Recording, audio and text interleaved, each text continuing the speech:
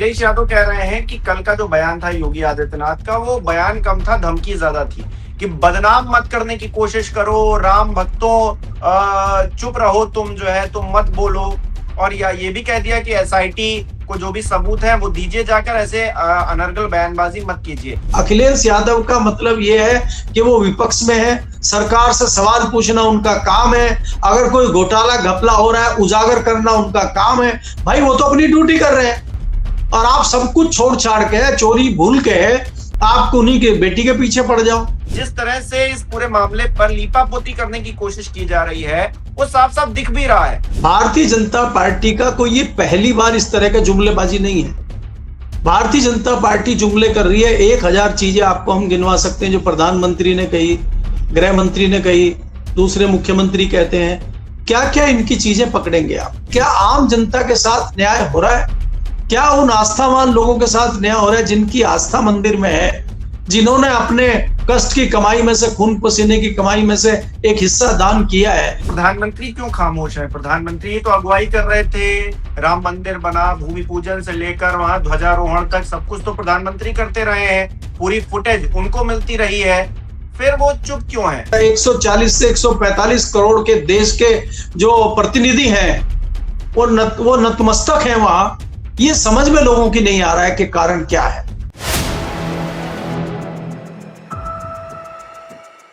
नमस्कार दोस्तों, कैसे हैं आप लोग? उम्मीद है आप सभी अच्छे होंगे। अयोध्या का मामला अब सिर्फ एक राज्य तक सीमित नहीं रहा है, बल्कि इंटरनेशनल मामला हो गया है, क्योंकि एक मंदिर में इस तरह से चोरी की गई है, नपेंद्र मिश्रा की भाषा में कहें तो डकैती डाली गई है, कि अब ये बात छोटी नहीं रह गई है। एक तरफ तो योगी जी कह रहे हैं दूध का दूध और पानी का पानी हो जाएगा, थोड़ा सा सब्र कर लो, और दूसरी तरफ क्या हो रहा है, एक एफआईआर तक इस मामले में दर्ज नहीं की गई है। और सबूतों की तो क्या ही बात कीजिएगा, लगातार इंटरव्यू दर इंटरव्यू सोशल मीडिया पर तैर रहे हैं, तमाम रिकवरी भी हो रही है, बावजूद इसके कोई एक्शन होता हुआ नजर नहीं आ रहा है। अब हेडलाइंस क्या छप रही है कि एक्शन हो सकता है, यानी कि पिछले जो अगले 48 घंटे हैं उसमें चंपत राय और उनके जो और इर्द गिर्द लोग घूमते हैं उन पर कड़ा कोई एक्शन हो सकता है। अब ये कड़ा एक्शन क्या होगा ये आने वाले वक्त में पता चलेगा, लेकिन जिस तरह की परिस्थितियां हैं उसमें प्रधानमंत्री जी की खामोशी क्या कहती है, करेंगे बात। केपी मलिक जी विश्वकर हमारे साथ जुड़े। सर बहुत बहुत स्वागत है आपका। बहुत बहुत धन्यवाद हिमांशु जी, आपके प्रोग्राम के लिए बहुत अच्छे अच्छे कमेंट आ रहे हैं। आपने जिस प्रकार से भगवान श्री राम की सेवा की है, रोजाना नए नए तथ्यों को लाके और बहस करके, उसकी शुभकामनाएं लोग दे रहे हैं। आपको बहुत बहुत बधाई और शुभकामनाएं। और मैं अपने दर्शकों से अपील करता हूं ऐसे ही हौसला हिमांशु जी का बढ़ाते रहिए, ताकि इनमें जोश और जज्बा बरकरार रहे जी। लेकिन सर, जिसने खुलासा किया इस पूरे मामले का, अखिलेश यादव, उन्होंने तो खूब गालियां खाई, हम लोगों को भी गालियां दी गई, लेकिन सवाल यही है कि अब तक एक भी एफआईआर दर्ज इस पूरे मामले पर नहीं हुई है। पुलिस ने आख्या की है कि इस पर एफआईआर करने की कोई जरूरत नहीं है, एसआईटी जांच चल रही है, एसआईटी जो है इस पर एफआईआर करेगी। दूसरा सवाल ये है कि नपेंद्र मिश्रा वो तो अब इंटरव्यू में आकर खुलेआम कह रहे हैं कि डाका डाला गया है। पहले तो कह रहे थे कि मैं निर्माण कार्य से जुड़ा हुआ हूं, मुझे इस बारे में कोई जानकारी नहीं, अब सीधे डाका डाला गया है। ये कहां से चूड़ी टाइट की जा रही है? दिल्ली से टाइट की जा रही है लखनऊ के लिए क्या? देखिए हिमांशु, ये मामला एक्चुअली बहुत बड़ा बन गया है और शुरू में इस मामले को बहुत हल्के में लिया गया। सबसे पहले तो इसको हल्के में जितने लोग थे ट्रस्ट के, सबने बहुत हल्के में लिया और कोई रिएक्शन खास आया नहीं। और जब लगा कि किसी चैनल में और अखबार में आ गया, वहां पे एक अखबार में छप गया, तो उस पे क्या हुआ कि तुरंत आके चंपत राय जी ने कहा नहीं नहीं कुछ नहीं है, ऐसा कुछ नहीं है, एसबीआई वाले कर्मचारी अपना ऑडिट कर रहे हैं, ये कर रहे हैं। इस मामले को रफा दफा किया। उनको लगा कि हर बार की तरह कुछ लोग कहेंगे और कुछ नहीं होगा, क्योंकि आपको याद है कि संजय सिंह आम आदमी पार्टी के, उन्होंने पहले भी जमीन के घोटाले के आरोप लगाए थे। आरोप बीच बीच में लगते रहे और दबते रहे, तो इनको खुद को आशा नहीं थी कि ये मामला इतना बढ़ जाएगा। देखिए, एक तो हमें ईमानदारी से यह स्वीकार करना चाहिए कि जो 2-4 लोग हैं जिनको वास्तव में बधाई देनी चाहिए इस मामले को उजागर करने के लिए, इसमें और उनको कीमत भी इसकी अदा करनी पड़ी है। अगर आप अखिलेश यादव की ही बात करते हैं, अखिलेश यादव ने मुद्दे को उठाया और बाद में उनको कितनी तकलीफें झेलनी पड़ी। यहां तक हुआ कि उनके बेटी पे निजी आरोप और इस तरह के सोशल मीडिया पे अनर्गल चीजें बोली गई, कही गई, प्रचारित करने की कोशिश की गई। तो वो जताता है कि किस प्रकार से ये लोग किस हद तक जा सकते हैं। दूसरा, मैं इसमें संजय सिंह को भी बधाई देना चाहता हूं। उन्होंने भी बढ़ चढ़ के जिस प्रकार एक नेता ने हिस्सा लिया है, किसी दूसरे दल के नेताओं को मैंने इस प्रकार से नहीं देखे, चाहे वो सत्ता पक्ष के हों चाहे विपक्ष के हों। और तीसरे एक पत्रकार जो है, जो लगातार इस मामले को पीछे पड़े हैं, अभिषेक उपाध्याय, वो भी अपना एक चैनल चलाते हैं। उनको भी मैं बधाई देना चाहता हूं कि उन्होंने निस्वार्थ भाव से जिस प्रकार से पत्रकारिता को जिंदा रखा है और साहस के साथ जिस मामले को वो आगे लेके बढ़े हैं। उत्तर प्रदेश में रह के आप भाजपा से बैर लें, आप भाजपा की सत्ताधारी सरकार से बैर लें, ये हौसले का काम है। तो इसलिए मैं उनको बधाई देता हूं। दूसरा, एक और पत्रकार है जिन्होंने खबर छापी थी दैनिक जागरण में, वो भी बधाई के पात्र हैं। तो ऐसे ये लोग किए, इन्होंने मामले को आगे बढ़ाया और बाकी हम जैसे लोग तो बोलते ही रहते हैं। मुझे नहीं लगता कि हम लोगों ने कोई बहुत महत्वपूर्ण भूमिका निभाई है, हम तो शुरू से चीजें बोल रहे हैं। लेकिन एक चीज आपको देखना पड़ेगा कि इसका असर ये हुआ, हम और आप जैसे लोगों में और भी बहुत लोग हैं, उनका असर ये हुआ कि मजबूरी बन गई है गोदी मीडिया की कि आज वो नपेंद्र मिश्रा जी का जो है इंटरव्यू चला रहे हैं, खबरें चला रहे हैं अयोध्या की, और वो भी बता रहे हैं कि जांच होना चाहिए, एसआईटी आ गई, एसआईटी चली गई, एसआईटी ने पूछताछ करी, ये करी वो करी, वो भी खबरें दिखाना चाहते हैं। लेकिन उनकी खबरें कोई नहीं देख रहा है, क्योंकि सबको पता है कि ये जो है घुमा फिरा के बचाने का काम ही करेंगे और वो टिन्नू से ऊपर बढ़ ही नहीं रहे, वो टिन्नू से नीचे वाले लोगों के नाम बता रहे। तो दूसरी बात ये है कि ये सारी चीजें होने के बाद ये मामला बहुत बड़ा बन गया है। अब इसमें आप देखेंगे कि ये पूरा अमला इसमें जब फंसता हुआ नजर आया, शुरू में अगर आप देखेंगे नपेंद्र मिश्रा की बाइट आप सुनिए, उन्होंने पत्रकारों को भी कहा था, अरे भाई आपको बधाई देनी चाहिए, आपको बड़ा खुश होना चाहिए कि एसआईटी बन गई है, सरकार ने देखिए कितनी जल्दी एक्शन किया है। अब वो एक्शन का क्या हुआ, अब वो एसआईटी का क्या हुआ, तो खुद ही डकैती बताते फिर रहे हैं। तो ये मैं आपको इस तरह के उदाहरण से बताना चाह रहा हूं कि अगर गांव में चोर घुस गए हैं और किसी के घर में चोर आ गए हैं, उस चोर की एक टोली का ही महत्वपूर्ण व्यक्ति जो है वो खड़ा होकर बाहर गली में हल्ला करने लगता है कि चोर आए चोर आए चोर आए, ताकि लोग चोरों को पकड़े और ये कह दे भैया मैंने ही तो हल्ला किया है, मैंने ही तो बुलाया आप लोगों को, आपको तो पता भी नहीं था कि डकैती हुई है, आप तो चंदा चोरी की बात कर रहे थे। मैं बता रहा हूं कि डकैती हुई है इसलिए मुझे पता है। तो वो अब बच निकलना चाहते हैं इस मामले से। अरे भाई आप ट्रस्ट के अध्यक्ष हैं, आप ट्रस्ट के चेयरमैन हैं, आप इतने दिन से वहां पे काबिज हैं, आपके सामने एक एक चीजें हो रही हैं और आप अब बचना चाहते हैं, ऐसे कैसे आप बचें। दूसरी बात यह है कि जिस प्रकार से एसआईटी जांच कर रही है और एसआईटी के लोगों से जिस तरह के सूत्रों से खबर आई है कि लगभग 150 लोग अभी तक इसमें मामले में फंस चुके हैं या वो किसी न किसी तरह से किसी पर शक है, उसकी जांच चल रही है। अब 150 लोगों की बारात होने का मतलब आप समझ सकते हैं कि ये चंदा चोरी है या बहुत छोटी चीज है ये। अब तो वो लोग भी सामने आने लगे हैं जिन्होंने बड़ी मात्रा में चंदा दिया था। ऐसे तो करोड़ों लोग हैं जिन्होंने 10 रुपए, 20 रुपए, 100 रुपए, 2000 रुपए, 20,000 रुपए दिया, वो तो करोड़ों की संख्या में लोग हैं। अब वो हजारों की संख्या वाले लोग आने लगे हैं जिन्होंने 2 किलो चांदी, जिन्होंने चांदी की चरण खड़ाऊ, जिन्होंने चांदी की ईंटें दी हैं, वो भी कहने लगे कि भैया हमने दान करी थी और हमें टिन्नू साहब ने कहा था कि पहले आपकी जांच कराई जाएगी कि ये जो चीजें आप दे रहे हैं चांदी, ये ओरिजिनल है भी कि नहीं है, पहले इसकी लैब टेस्टिंग होगी फिर आपको जो है रसीद दी जाएगी। तो वो लैब की टेस्टिंग तो हो नहीं पाई क्योंकि टिन्नू जी अपने घर ले गए और वहां पे उनकी पत्नी उनकी जांच कर रही है, बच्चे जांच कर रहे हैं, तो रिपोर्ट कोई आई नहीं और रसीद उन लोगों को मिली नहीं। अभी वो भी आ खड़े हुए हैं और वो भी सबूत के साथ बताने लगे हैं चीजों को। एक मामला तो ये है, लेकिन मेरा सबसे जो उत्सुकता वाला सवाल है और मेरी जो उत्सुकता हो रही है, भाई प्रधानमंत्री जी ने भी वहां पे शायद कुछ चांदी का कोई सिक्का विक्का चढ़ाया था पूजा में और प्रधानमंत्री जी भी गए थे, तो वो सिक्का है वहां के, वो भी डकैत ले गए, डकैती उसकी भी हो गई या वो सिक्का बचा हुआ है, ये बड़ा सवाल है। हम तो कह रहे हैं कि मोदी जी को भी पूछना चाहिए भाई मेरा सिक्का वहां है, वह काबिज है कि नहीं है, कि वो भी चोरी हो गया है, इस पर भी चर्चा होनी चाहिए। मुझे ऐसा लगता है जिस प्रकार से वहां अंधेर नगरी और चौपट राजा वाला काम चल रहा है और लूट चल रही, खुलेआम लूट चल रही है। और अब अगर वो लूट खुल गई है तो भगदड़ मच गई है। लेकिन एक मोर्चा अभी भी डटा हुआ है। विश्व हिंदू परिषद के लोग कह रहे हैं कि नहीं नहीं, कोई ऐसा मामला नहीं है और चंपत राय जी ने ये है वो है। अब देखिए, जिस तरह की रिपोर्ट है अभी तक और जिस तरह से हमारे सूत्र भी बता रहे हैं कि एसआईटी रिपोर्ट अगले हफ्ते मुख्यमंत्री को दे देगी और मुख्यमंत्री क्या करेंगे कि ट्रस्ट के लोगों को हटा देंगे। ट्रस्ट के लोगों को, चंपक राय जी को या अनिल मिश्रा को, बाकी जितने लोग हैं आपको हटा देंगे। अरे आपने डकैती कर ली और आपको पोस्ट से हटा दिया गया, ये तो बहुत अच्छी बात है भाई। अरे सजा क्या हुई? सजा क्या हुई? एफआईआर क्या हुई? जेल कौन जाएगा? जेल जाने वाले का नाम भी तो होने चाहिए। वो कुछ नहीं हुआ तो क्या पद से हटा देना ही सजा हो गई है? या इससे बड़ी कोई सजा इनके विषय में सोची जाएगी? या फिर भगवान राम को ही अवतरण लेना पड़ेगा, नीचे उतरना पड़ेगा सजा देने के लिए और वही अपना वो निकालेंगे धनुष बाण, वही करेंगे क्या आके? या कोई सुग्रीव वगैरह को लाएंगे या हनुमान जी को कहेंगे भाई गदा मारो इनके सिर में, तो कहां से सजा इनको मिलेगी? इस पर भी विचार करने की आवश्यकता है जी। अच्छा सर, प्रधानमंत्री क्यों खामोश है? प्रधानमंत्री तो अगुवाई कर रहे थे, राम मंदिर बना, भूमि पूजन से लेकर वहां ध्वजारोहण तक सब कुछ तो प्रधानमंत्री करते रहे हैं, पूरी फुटेज उनको मिलती रही है, फिर वो चुप क्यों है?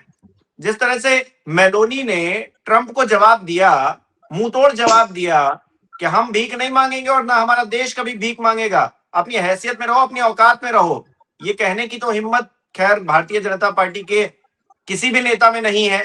ट्रंप को जवाब देने की कोई हिम्मत ही नहीं है। लेकिन यहां पर राम मंदिर के मामले पर तो कम से कम बोल सकते थे।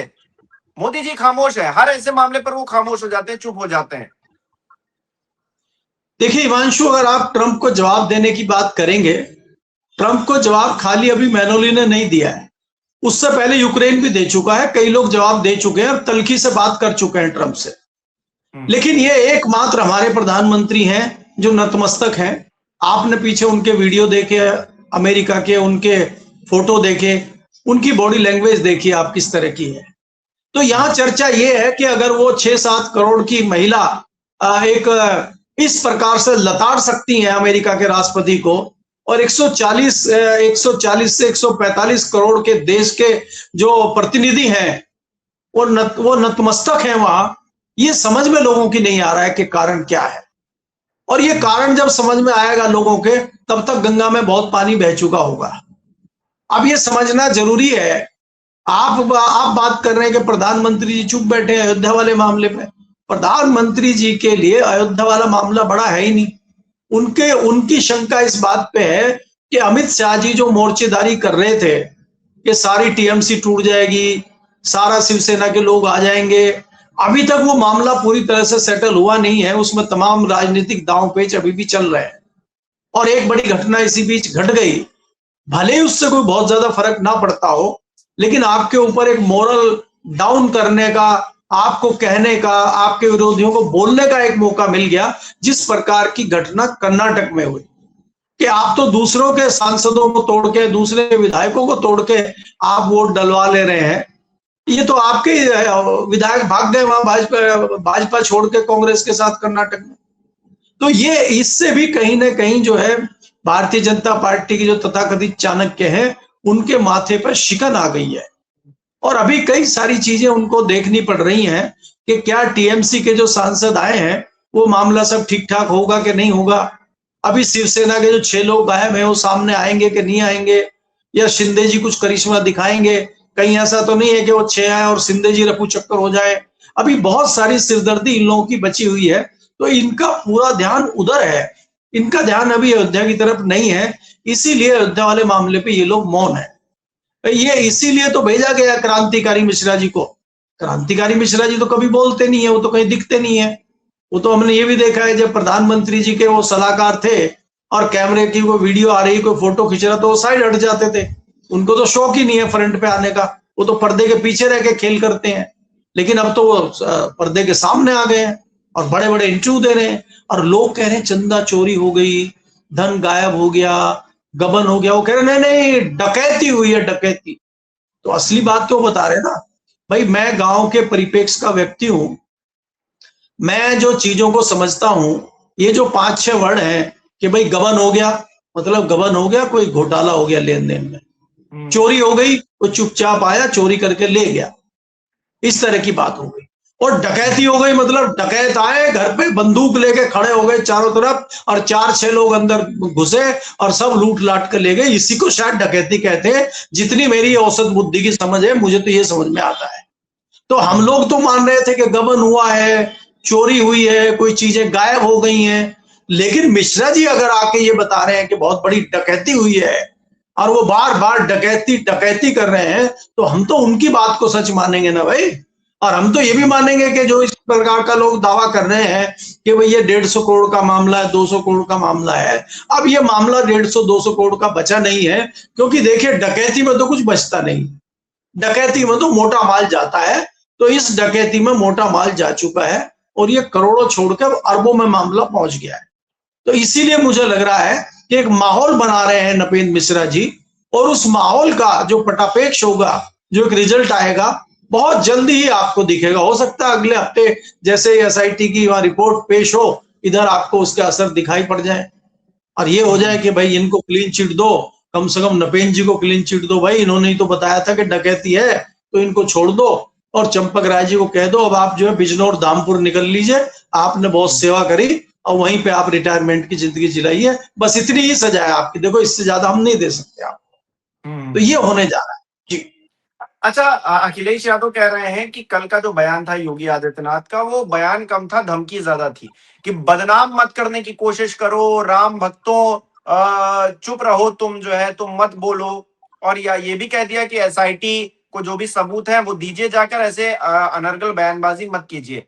यानी कि एसआईटी को सारी जानकारी देनी है, सभी को देनी है। लेकिन तमाम लोग पूछ रहे हैं, सोशल मीडिया पर ये सवाल उठ रहा है, हम एसआईटी को ढूंढे कहां जाकर? एसआईटी ने कोई नंबर, कोई ईमेल आईडी, कुछ ऐसा तो दिया नहीं है कि हम उनको सबूत दे जाकर। अब महिपाल सिंह हो या फिर तमाम और लोग हों, वो इलाहाबाद वाले इंजीनियर सब इंटरव्यू दे रहे हैं और पत्रकारों को वो लोग मिले जा रहे हैं, लेकिन एसआईटी को नहीं मिल पा रहे हैं। ये अपने आप में एक अलग कथा है सर। मतलब जिस तरह से इस पूरे मामले पर लीपापोती करने की कोशिश की जा रही है, वो साफ साफ दिख भी रहा है। और योगी जी मंच पर खड़े होकर कह देते हैं कि भाई दूध का दूध और पानी का पानी होगा, 15 दिन वेट कर लो। अखिलेश यादव कहते हैं सोने का सोना और चांदी का चांदी होना चाहिए। देखिए हिमांशु, अगर आप देखें भारतीय जनता पार्टी चाहे देश के किसी दूसरे कोने में हो, चाहे यूपी में हो, भारतीय जनता पार्टी का कोई ये पहली बार इस तरह का जुमलेबाजी नहीं है। भारतीय जनता पार्टी जुमले कर रही है, 1000 चीजें आपको हम गिनवा सकते हैं जो प्रधानमंत्री ने कही, गृह मंत्री ने कही, दूसरे मुख्यमंत्री कहते हैं, क्या क्या इनकी चीजें पकड़ेंगे आप? ऐसे ही मुख्यमंत्री कह रहे हैं कि उन्होंने कह दिया, और कह दिया इसका कोई मतलब थोड़ी है। भाई कोई भी साधारण व्यक्ति एसआईटी को सबूत कहां देने जाए, किसको दे, क्या रास्ता है? एसआईटी क्यों नहीं बुला रही है उसको? भाई देखिए, अगर वो अभिषेक उपाध्याय उनको बुला के अपने चैनल पे बिठा सकते हैं और वो अपने चैनल पे ला सकते हैं और उनसे बुलवा सकते हैं, उनके गले से आवाज निकलवा सकते हैं, उनसे सबूत रखवा सकते हैं, तो एसआईटी क्यों नहीं कर सकती? क्योंकि एसआईटी की नियत भी करने की नहीं है और एसआईटी वाले मजबूर हैं। कौन है एसआईटी? एसआईटी के अधिकारी किसके मातहत हैं? वो कैसे उनको जो है ओवर रूल कर सकते हैं? भाई आप कल्पना करिए उस बात की, जब अगले हफ्ते रिपोर्ट दी जाएगी लखनऊ में जाके संजय प्रसाद जी को, तो वो कैसे संवाद कर रहे होंगे वहां पे? सर लीजिए, सर ये था, सर जैसे आपने कहा था ऐसे कर दिया सर, और सर ये था वो था, सर सीएम को देना है वो था। तो ये लीपापोती है, ये एसआईटी का मतलब नहीं है। आप अपने सबूत दे दीजिए जो भी है, सबूत के नाते आपको बोल दिया जाएगा, धमका दिया जाएगा कि ज्यादा उछलो मत, ज्यादा इधर मत बोलो, नहीं तो तुम्हारा इलाज कर दिया जाएगा। ये तो क्या कर रहे हैं कि अभिषेक उपाध्याय के ऊपर भी तमाम एफआईआर और दूसरी चीजें करने की कोशिश कर रहे हैं, लेकिन कंट्रोल कर नहीं पा रहे हैं उसको, क्योंकि उसके पास कुछ खोने को है नहीं। पत्रकार के पास आप क्या करेंगे? कर लो उनके अकाउंट सीज, बिठा दो उसको अंदर, कभी तो छोड़ोगे, फांसी थोड़ी टांग दो। तो इस तरह से ये क्या कर रहे हैं कि जो बेचारे पारिवारिक लोग हैं, जो छोटी मोटी नौकरी कर रहे थे, जो डर के किसी तरह सामने आए भी, अब उनको प्रताड़ित करने का काम करेंगे। ये कोई पहली बार थोड़ी है। अरे भाई, ये आपको याद होगा, एक पत्रकार ने दिखा दिया था कि स्कूल में और दूसरी जगह किस प्रकार से रोटी नमक के साथ खा रहे हैं लोग, मिड और डे वो मील वाला उसी पे उसको किस तरह से प्रताड़ित किया था उसको। तो यहाँ सच्चाई नहीं दिखानी है, यहाँ झूठ बोलो, जुमलेबाजी करो। हिम्मत देखिए इनके अंधभक्तों की कि अगर अखिलेश यादव का मतलब ये है कि वो विपक्ष में है, सरकार से सवाल पूछना उनका काम है, अगर कोई घोटाला घपला हो रहा है उजागर करना उनका काम है, भाई वो तो अपनी ड्यूटी कर रहे हैं। और आप सब कुछ छोड़ छाड़ के, चोरी भूल के, आप उन्हीं के बेटी के पीछे पड़ जाओ, है? उस छोटी बच्ची के पीछे पड़ जाओ और उसको बदनाम करने के लिए कीचड़ में उतर जाओ। आप तो खुद ही कीचड़ में उतरे हुए हो। तो इस तरह की मानसिकता जिन लोगों की हो, उनसे आप कैसे आशा कर सकते हैं कि वो दूध का दूध और पानी का पानी करेंगे? तो इसलिए मैं निश्चित तौर पे ये कह सकता हूं कि इसमें हमें बहुत बड़ी कोई आशा नहीं लगानी चाहिए कि एसआईटी आ गई है, बहुत अच्छी रिपोर्ट दे देगी और कोई बहुत बड़ा एक्शन होगा। इस मामले को भी ये इसी तरह से करेंगे, जो इनकी आदत है, ये लंबा खींच देंगे। और आप क्या सोचते हैं, ये समाजवादी पार्टी टूट रही है, राजभर जी का बयान आ गया, केशव मौर्य का बयान आ गया, संजय निषाद लग गए हैं, ये जो क्रांतिकारी सेनापति आए हैं सब, ये हवा में थोड़ी ना आ गए। ये मुद्दे को डाइवर्ट करने के लिए आए हैं कि मामले को डाइवर्ट करिए भाई, बहुत हो गया, ये इतना थोड़ी चलता है मामला। कोई भी मामला 2 दिन 4 दिन चलता है। अब नया मामला लेके आइए कि सांसद टूट रहे हैं समाजवादी पार्टी के। टूट कहाँ रहे हैं? टूट चुके हैं, हमें तो 2 दर्जन हमारे संपर्क में है, तो आप पेलना शुरू कर दीजिए। होना थोड़ी है कुछ, आप कुछ भी बोल दो, आपकी कोई जिम्मेदारी नहीं है, आपका कोई मतलब नहीं बनता है। आपको कल को लोग पलट के पूछेंगे आपने तो ये कहा था, तो आप कह देंगे अरे वो तो जुमला था।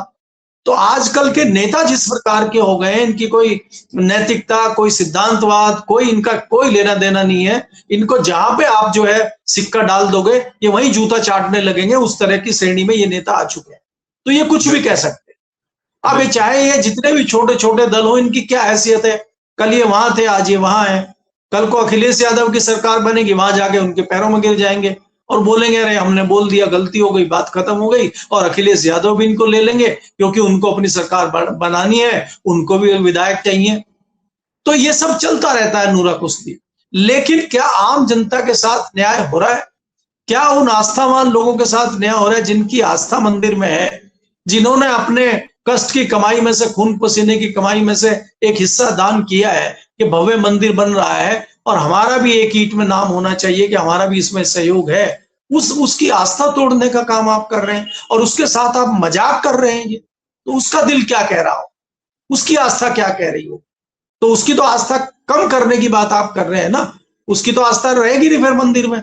वो तो कहेगा कि वहां तो सारे चोर बैठते हैं। आस्था आहत ना हो, भावनाएं आहत ना हो, इसके लिए योगी जी ने बताया ना कि जितने भी राम भक्त हैं वो बयान ना दें। बयान देंगे तो आस्था आहत हो जाएगी। इतनी बड़ी लूट खसोट मचा रखी है, उससे आस्था आहत नहीं हो रही है, कोई बदनामी नहीं हो रही है। कितना अच्छी बात बताई योगी जी ने। शांत रहो, मुंह पे ताला लगा लो।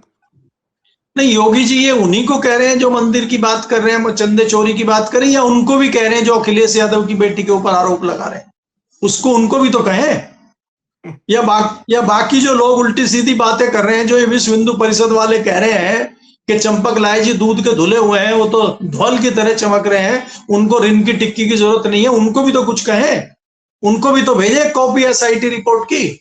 उनको भी तो जो टिन्नू जो है वो रिपोर्ट मंगवा रहे हैं ओरिजिनल की, गोल्ड ओरिजिनल है या नकली है, उसकी जो रिपोर्ट है वो उनको भी तो भेजे वीएचपी वालों को। ये कौन है भाई टिन्नू? ये कौन है, क्या है ये? तो इसलिए इनका ये भी तो पता होना चाहिए ना कि ये किसने इनको बिठाया, किस अधिकार से वहां बैठे हैं।